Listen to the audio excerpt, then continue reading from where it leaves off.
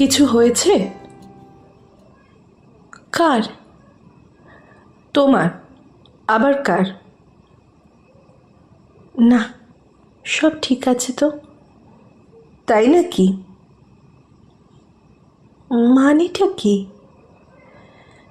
মানে একটা প্রশ্ন, সত্যিই সব ঠিক আছে কি? হ্যাঁ।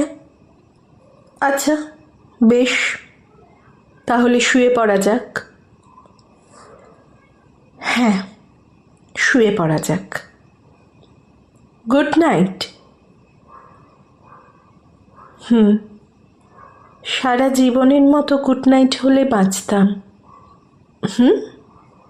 কি হুম? এই তো বুড়বুড়ি কাটছে, এবার বাস্ট হবে। কিচ্ছু বাস্ট হবে না, কিছু হয়নি আমার। তাই? তাহলে আজ ডাক্তারের চেম্বার থেকে আসার পরেই এরকম কেন হয়ে গেলে? আমি মাত্র 40, এর মধ্যেই সব শেষ হয়ে গেল। কি শেষ হয়ে গেল? ন্যাকামি করো না তো। সত্যি বুঝতে পারছি না, ডাক্তারবাবু কি খুব খারাপ কিছু হয়েছে বলেছেন?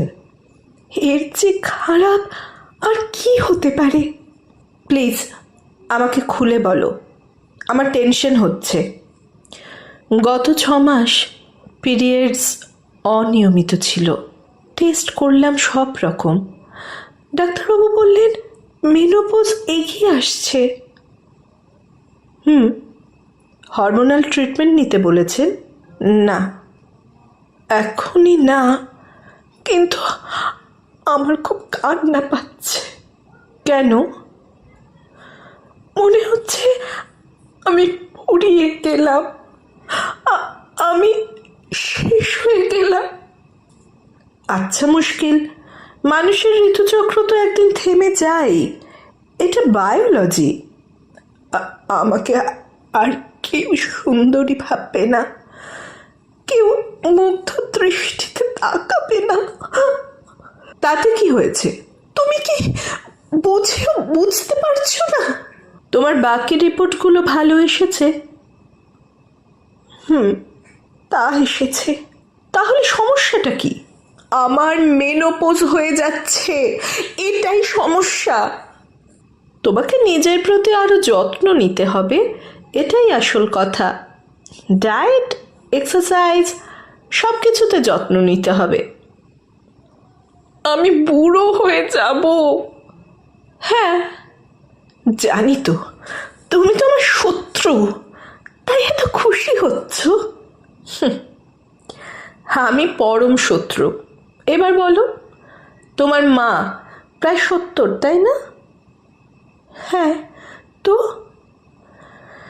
বুড়ি না, বৃদ্ধা উনি। খুব সমস্যা তাতে তোমার? আশ্চর্য, মা তো মা। তেমনি তুমিও তো স্নিগ্ধা। তাতে এইসব হরমোন, রোগা, মোটা, ফর্সা, কালো, এথনিক, ওয়েস্টার্ন জামা কাপড়, সব কিছুর বাইরে একজন মানুষ। তুমি বুঝতে পারছো না?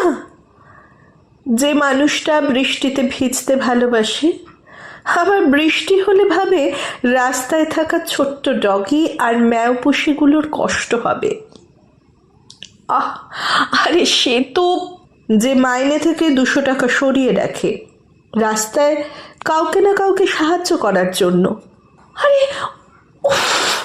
যে ভালোবাসতে জানে সবাইকে। এভাবে বলতে তো নিজেকে রানী মনে হবে। তুমি তো রানী, আমার মহারানী। এটা ন্যাকামি।